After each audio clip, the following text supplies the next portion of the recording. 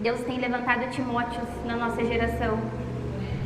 O Senhor tem levantado jovens fortes e corajosos, não porque eles são corajosos neles mesmos, mas porque eles têm dia após dia rendido a fraqueza deles no Senhor. E a palavra vai falar que o poder do Senhor ele é aperfeiçoado na nossa fraqueza. Olha como é lindo isso. Até nas áreas da nossa vida que são dispensáveis aos olhos humanos, o Senhor faz questão de tornar santo. Então, se você está entendendo que Deus começou a falar neste lugar, que Deus está fazendo nesse lugar, tenha isso em mente. O Senhor tem levantado Timóteos nesse lugar, para que sejam bocas de Deus nessa geração. A palavra que eu vou ler está em Tiago, capítulo 1, versículo 2 ao 4.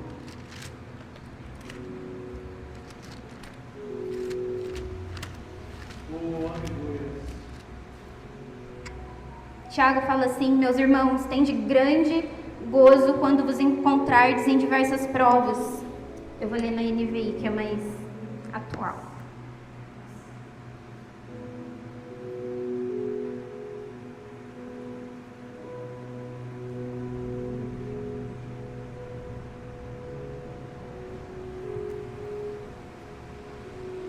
Aqui. Meus irmãos, considerem motivo de grande alegria o fato de passarem por diversas provações, pois vocês sabem que a prova da sua fé produz perseverança. E a perseverança deve ter ação completa, a fim de que vocês sejam maduros e íntegros, sem que falte a vocês coisa alguma. Se algum de vocês tem falta de sabedoria, peça a Deus, que a todos dá livremente, de boa vontade, e lhe será concedida.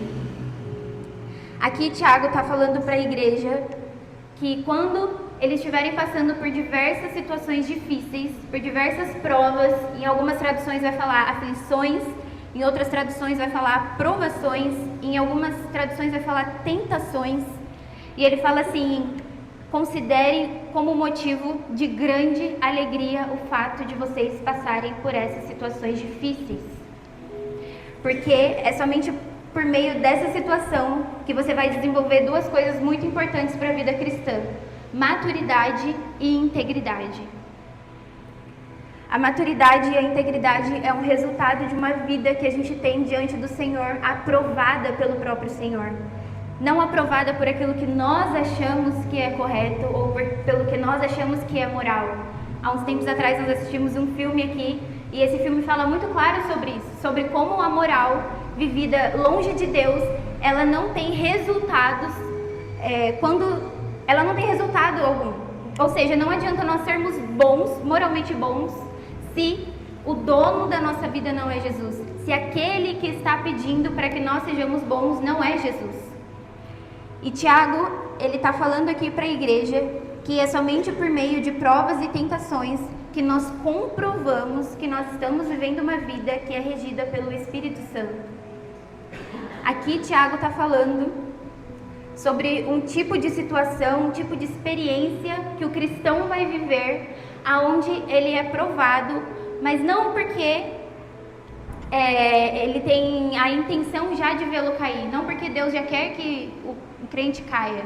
Não, Tiago está falando que somente por meio de provas e tentações é que nós comprovamos, é que nós podemos, com toda a verdade que há em nós, mostrar para as pessoas e mostrar até para Deus, para todos ao nosso redor, que nós estamos vivendo uma vida onde Deus é o Senhor dela. A prova, se você for procurar no dicionário, significa um experimento. É como nós entregarmos currículos por aí e colocarmos habilidades nesses currículos. Eu sou comunicativo, eu sou proativo, eu trabalho bem em grupo. E quando você é chamado para fazer uma entrevista, a pessoa que está te entrevistando, ela vai querer que você prove que você está apto para exercer aquela função. Então você vai passar por uma série de experimentos, você vai fazer uma série de coisas para que você comprove aquilo que você está falando que você tem. Você está falando que você trabalha em grupo, então você vai fazer uma experiência em grupo para ver como você se desenvolve nisso. E aqui não é diferente. Esse tipo de prova que Tiago está falando é a mesma coisa. Nós precisamos sim provar que nós estamos gerando dentro de nós, que o Espírito Santo está gerando dentro de nós frutos de arrependimento. E isso, irmãos, é todos os dias. Tiago continua falando que as provas revelam o que há de verdade em nosso coração. É somente por meio de provações, é somente através de situações difíceis, na qual naturalmente nós não saberíamos lidar, que nós vamos provar que nós temos o Espírito Santo dentro de nós. Não adianta a gente falar assim, eu não tenho dificuldade em me posicionar a respeito das minhas finanças, se você não precisa dar o dízimo, se você não dá o seu dízimo. Isso não é uma maneira de você provar aquilo que você está falando. A palavra vai falar que Tiago continua falando e depois a gente vai ler, que a nossa fé, ela não pode ser fingida, no sentido de que a gente não pode apenas falar sobre coisas, mas nós precisamos comprovar com as nossas ações. E nós, seres humanos, somos naturalmente inclinados, por conta da nossa carne, a fazer o mal. E não é o mal, roubar o meu irmão, não é o mal matar o meu irmão, é o mal de negligenciar aquilo que o Senhor está nos pedindo. São pequenas coisas que aos olhos de Deus continuam sendo más, mas que nós insistimos em negligenciar. E aqui Tiago faz um convite, não é mais do que um convite da parte de Deus, é uma ordenança. Tenha por grande motivo alegria ao passar em situações difíceis. Precisa ser um motivo de alegria para nós, porque nós que estamos em Deus não seremos envergonhados diante dessas situações. Aqueles que estão em Cristo Jesus, eles não são envergonhados quando eles são colocados à prova. Eles não são envergonhados quando a tentação vem. Eles não são envergonhados. Aí você pode me dizer assim, nossa, mas tem diversas situações que eu ainda não consigo, que eu ainda caio. Sim, mas nós somos chamados ao arrependimento todos os dias, mais do que todos os dias, em todo momento. Se você pecar em um segundo e no próximo segundo você se arrepender profundamente e clamar pelo Senhor, você já foi perdoado. O perdão não é algo que nós estamos correndo atrás para conquistar, irmãos. O perdão é algo que nós já temos em Cristo. Nós precisamos pedir, e é por isso que Tiago também fala, vocês pedem e não recebem porque vocês pedem mal.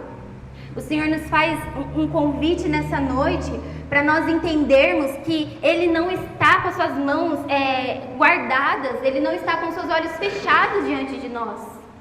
O Senhor está o tempo todo nos fazendo convites para que nós venhamos render o nosso dia, render a nossa mente, render o nosso coração a Ele. E aqui Tiago continua falando. Provar algo ou alguém é um processo de experimentar aquilo para que a pessoa possa comprovar ou refutar algo. Só que ele fala também, feliz é aquele que persevera na provação. Por quê? Porque você só se torna algo depois que você foi provado e aprovado.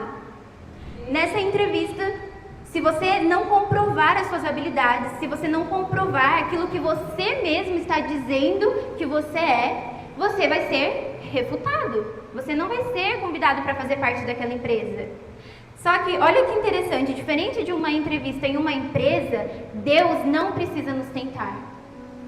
Deus é aquele que é onipresente, onisciente, onipotente. Ele sabe de todas as coisas, Ele conhece as nossas limitações, então Ele não precisa nos tentar. E aí talvez você tenha se perguntado como eu me perguntei, Senhor, então por que nós somos tentados? Qual é o motivo?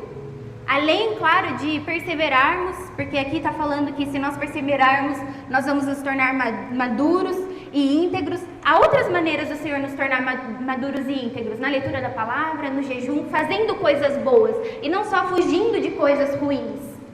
Mas o Senhor me levou lá em Lucas 4, capítulo 4, no versículo 1 e 2, aonde Jesus é tentado, o próprio Cristo. Ele é conduzido ao deserto e ele não é conduzido pelo diabo. A palavra está falando aqui que por 40... Jesus, cheio do Espírito Santo, carregado do Espírito Santo, ele foi conduzido por esse próprio Espírito ao deserto. E por 40 dias ele foi tentado pelo diabo. Nós somos tentados, porque aqui em Tiago capítulo 1, a palavra está falando que aqueles que perseverarem, eles receberão a coroa da vida. É interessante que o verbo perseverarem, ele está num modo de continuidade. Ele é um verbo de ação, e verbos de ação são verbos onde a gente precisa continuar fazendo. Então não é vocês vão passar e perseverem, ou tipo, persevera agora. Não é um verbo apenas do presente, é do pretérito do presente. Eu não vou ler para explicar isso, eu também nem vou saber. Mas, resumindo, é um verbo onde ele já dá a ideia de continuidade. Ou seja, persevera hoje, persevera daqui a pouco, continua perseverando no final do dia, persevera quando você for dormir, persevera ao levantar, no outro dia você persevera de novo e você continua perseverando, porque há uma promessa para nós de uma coroa da vida. Há uma promessa para nós, irmãos. Há várias promessas para nós na Bíblia. A promessa de aqueles que obedecem o pai e a mãe, eles terão uma vida longa pela terra. Há promessas de que nós faremos coisas, seremos abençoados. Quando nós buscamos o reino de Deus em primeiro lugar, as coisas correrão atrás de nós. Mas há uma promessa em específico que nós só vamos conseguir tê-la, digamos assim, em nossas mãos quando Jesus voltar. E é por isso que nós somos tentados. Porque o inimigo das nossas almas, ele está tentando o tempo todo roubar a nossa vida, roubar a coroa da vida de nós. E aqui, Tiago fala, persevera, porque a perseverança, ela vai gerar fé. E a fé faz de vocês tão completos que vocês não vão sentir falta de nada. E é por isso que o Senhor nos faz um convite para a integridade. A integridade é uma característica daquele que não tem falta de nada, não é daquele que possui todas as coisas, mas é daquele que não tem falta de coisa alguma. Nós não temos falta de coisa nenhuma, porque nós estamos em Cristo. A palavra vai falar em Eclesiastes 3, no versículo 11, se eu não me engano, que o Senhor colocou a eternidade no coração do homem. O Senhor colocou a eternidade no seu coração, e é por isso que se você não fizer aquilo que está na palavra, uma vez que você aceitou Jesus, você vai viver uma vida correndo atrás de coisas, e ainda mais, você vai ser roubado da maior promessa que o Senhor tem para a sua vida. Se você entender que a maior promessa que o Senhor tem para a sua vida não é uma vida boa, mas é uma vida com Cristo, você não será roubado. Você não será roubado de um momento de adoração onde o Espírito Santo está alarmando o coração da igreja. Você não será roubado quando você estiver no seu trabalho e pessoas difíceis se levantarem contra você. Você não será roubado quando você estiver passando por dificuldade financeira e você não vai blasfemar o Senhor, você não vai murmurar, você não vai dar os seus lábios ao diabo, porque em você está sendo gerado um Espírito que clama Abba, Pai. Aleluia. E esse Espírito produz em nós frutos de arrependimento. Aqui Tiago está falando que as tentações, elas serão eternas. Elas não serão eternas, perdão. Elas têm um tempo. E aqui em Lucas, olha o que acontece depois que Jesus é tentado. No versículo 13. Quando o diabo deu por concluído todo tipo de tentação, ele afastou-se de Jesus até um momento oportuno. Aqui está falando que o inimigo só está esperando mais uma outra oportunidade para tentar Jesus. Ele só está esperando mais uma outra oportunidade para que ele possa agir. Nós somos tentados porque nós estamos em guerra e há um inimigo das nossas almas. Ele não quer roubar o teu carro, ele não quer roubar a tua casa, ainda que ele possa mover situações para que você viva uma vida miserável aqui. Essa não é a vida que o Senhor quer para nós. Mas se você ficar correndo atrás de coisas, você vai perder a coisa mais importante da sua vida, que é a sua salvação. Aqui a palavra vai falar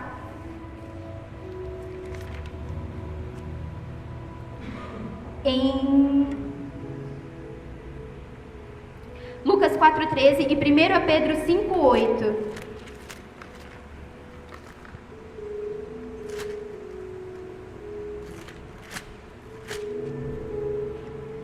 A palavra diz assim: sede sóbrios e vigiai, porque o vosso adversário, o diabo, anda como um leão rugindo ao redor, buscando alguém para devorar.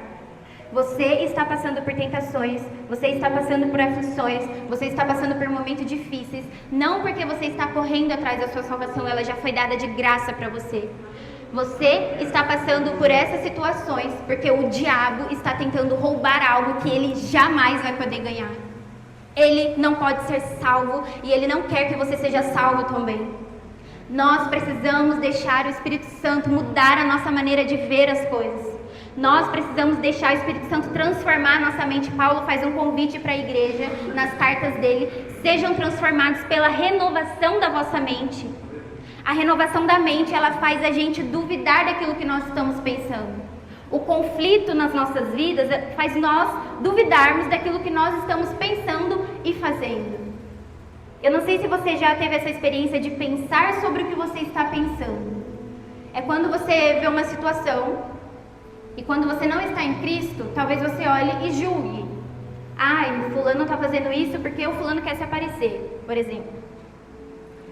E aí você tem essa crença dentro de você e você vive com essa crença. Mas quando você aceita Cristo, o Espírito Santo passa a viver dentro de você.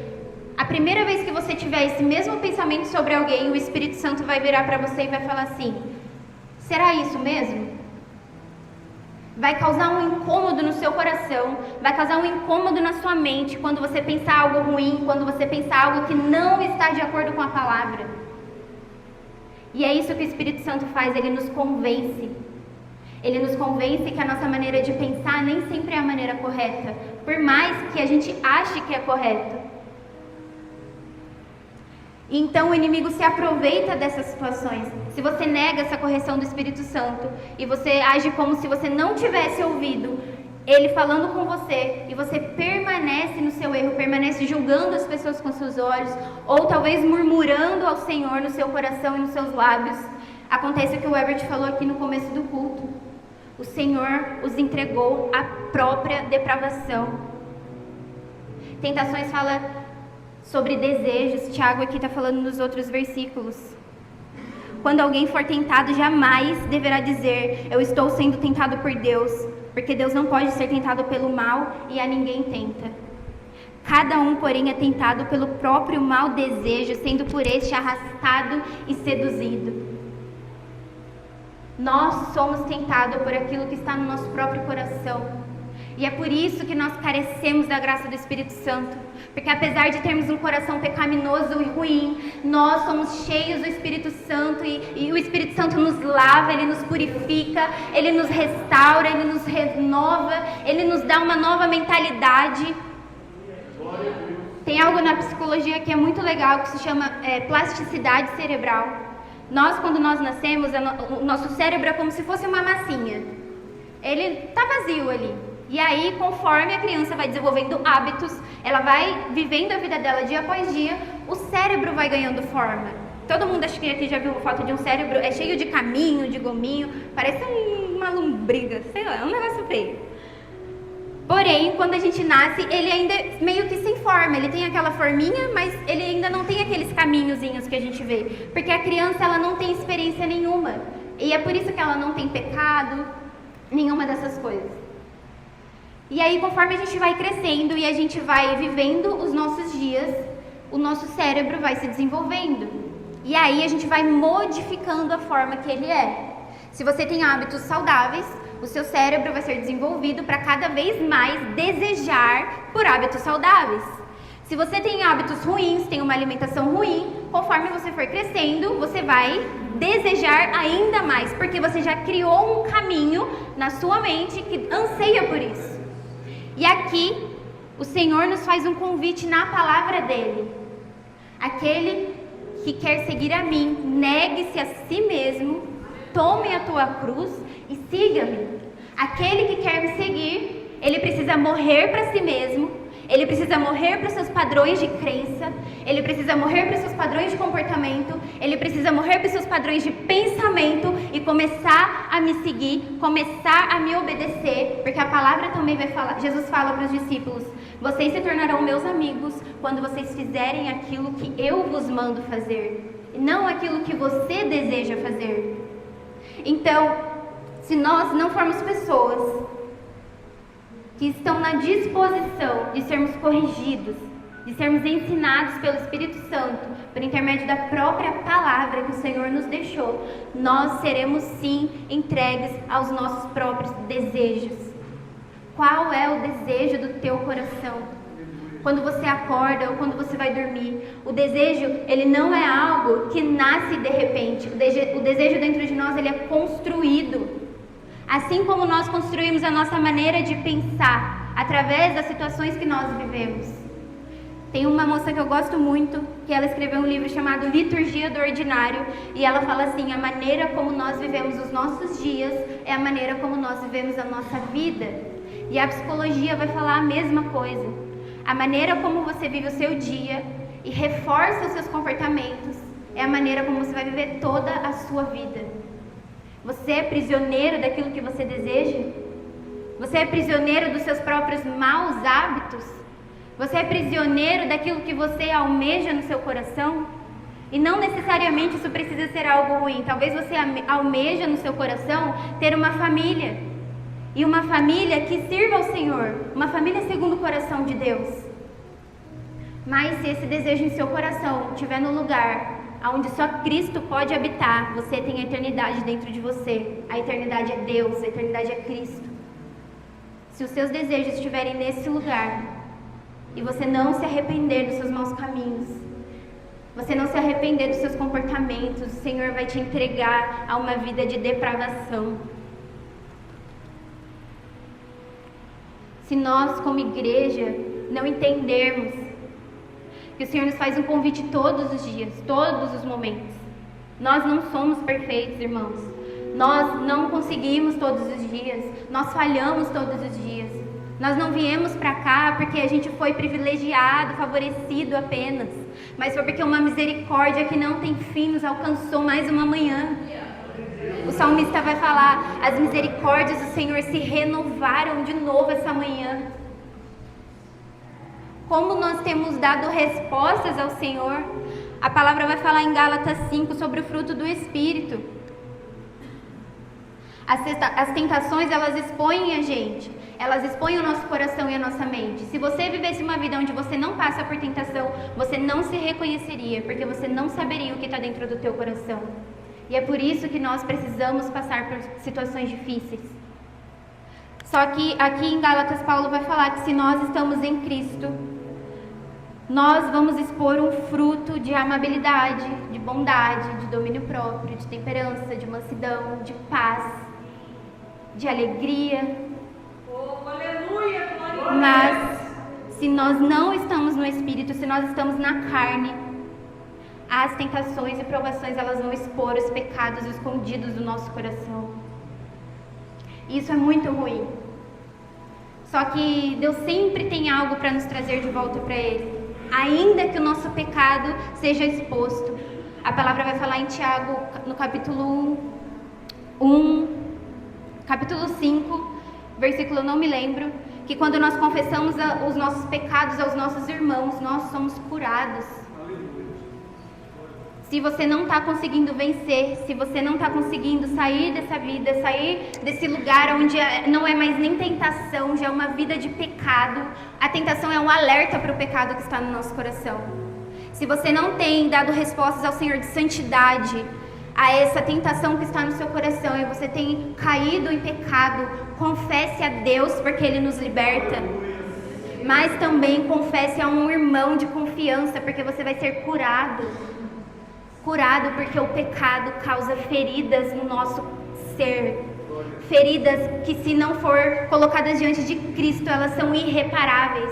E elas nos roubam uma vida eterna com o nosso Senhor. E encerrando, em 1 Pedro 5,10, fala que a provação ela é passageira e o seu fim já está determinado.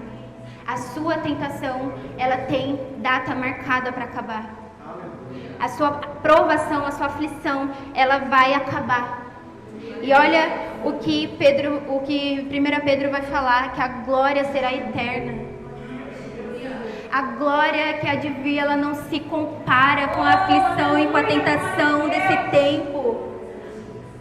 o que nós estamos passando, o que nós estamos pensando, as tentações que estão difíceis para nós. Paulo fala assim: 3 vezes clamei ao Senhor para que um espinho da carne fosse tirado de mim.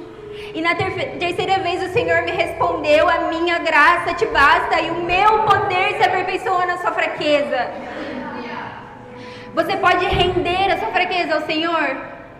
Eu sei que nós viemos aqui e queremos render as nossas habilidades, nós queremos render os nossos dons, mas o Senhor faz um convite para nós: renda as suas debilidades diante de mim, porque o meu poder vai se aperfeiçoar na sua fraqueza.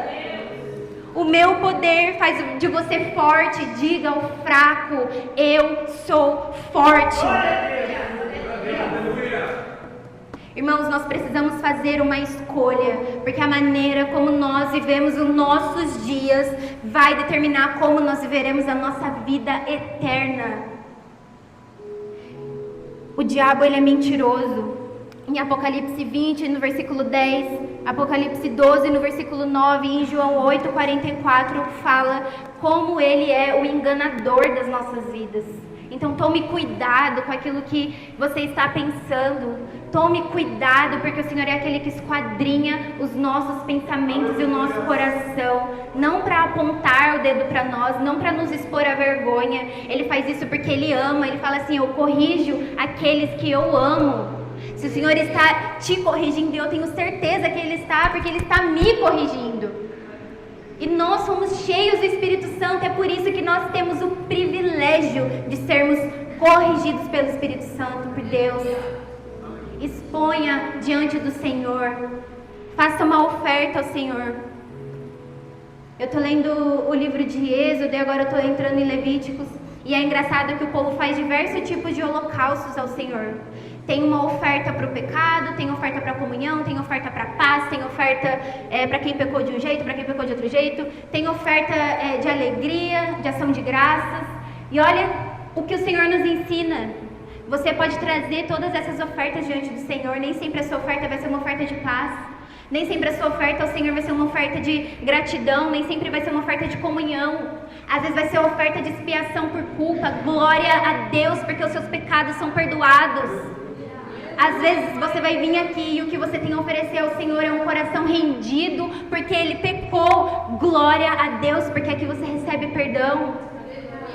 Glória a Deus, porque o Senhor é uma fonte inesgotável de vida para nós. Enquanto nós estivermos aqui, nessa terra que é passageira, nós precisamos guardar a nossa coroa, para que nós não sejamos roubados. Eu gostaria que os irmãos ficassem de pé. Eu só quero fazer uma oração. Senhor, eu oro selando cada uma dessas palavras. Selando, Senhor, no coração dos meus irmãos. Assim como foi dito aqui, pregue a palavra. Estar aqui em cima não é necessariamente pregar a palavra. Viver uma vida de retidão a Ti é pregar a palavra. Viver uma vida, Senhor, onde os meus pensamentos são colocados no fogo do Teu Espírito é pregar a palavra. Me submeter, Senhor, nos submetermos à Sua vontade é pregar a palavra. Produzindo frutos, Senhor, de arrependimento, sendo amáveis, sendo bondosos, sendo misericordiosos, Senhor, tendo domínio próprio. Isso é pregar a palavra quando ninguém está vendo. Isso é pregar a palavra quando nós estamos na roda, Senhor, daqueles que não amam a Ti e nós somos íntegros e maduros. Isso é pregar a palavra. E o Senhor tem feito o convite para nós. A minha oração é para que os nossos corações não estejam endurecidos nessa noite. A minha oração, Senhor, é para que os nossos olhos não estejam fechados, os nossos ouvidos não estejam tapados. Senhor, a minha oração é aquilo que Paulo fala em Filipenses: eu coloco cativo todo pensamento que se levanta contra a vontade de Jesus Cristo, em obediência a Jesus Cristo, porque os meus pensamentos não vão definir quem eu sou. Jeremias 29:11, eu sei os pensamentos que tenho sobre vós, diz o Senhor, pensamentos de paz e não de mal, para vos dar um futuro e uma esperança. Senhor, eu creio que o que o Senhor tem para nós, além de uma vida regada de graça e de misericórdia, é uma vida onde nós somos aprovados nas nossas dificuldades, nas nossas tentações e glorificamos o Seu nome, Senhor, em todo o tempo. É uma vida de arrependimento quando nós caímos, porque o nosso corpo ainda é corruptível, a nossa carne ainda não foi totalmente glorificada, mas eu creio e bem sei, como está escrito em Apocalipse, aquele que é digno de desatar os selos, Ele é o dono das nossas vidas, aquele que é digno de desatar os selos, Ele virá buscar a sua igreja gloriosa, não vai vir buscar uma igreja defraudada, uma igreja corrompida, uma igreja suja e manchada, Ele virá buscar uma igreja gloriosa. E nós, Senhor, queremos conservar o nosso coração puros e irrepreensíveis diante de Ti, Pai. Em nome de Jesus eu oro. Guarda as nossas mentes, Senhor. Guarda o nosso coração em Ti, puros diante de Ti, Senhor. Em nome de Jesus, Pai. Amém. Que as palmas louvem o Senhor.